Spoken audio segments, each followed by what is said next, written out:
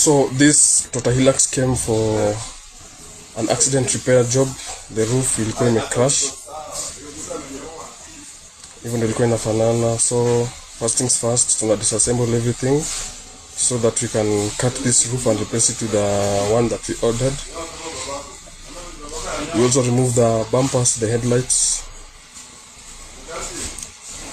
Then once it's done and it becomes a shell, we start cutting the roof. So tunakata roof to a certain section kwenye tutaleta yenye iko replaced.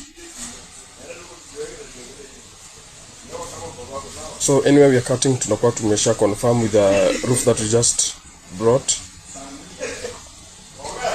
So once it's done, even inafanana. Then this is the roof that we had brought to replace it with. Then once it's done, tuna weld and we paint inside.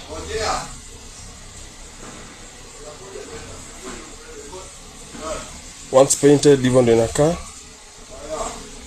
Then we put the windscreen and the bumpers, the grill, the headlights back.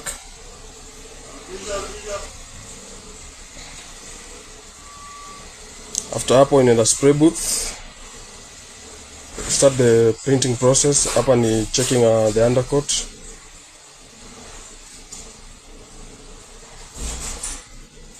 Then it's painted. That's how it looked once it was painted. Then after all this we do buffing.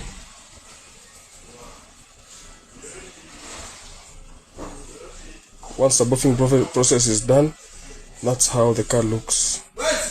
Back to brand new. So this is the complete process.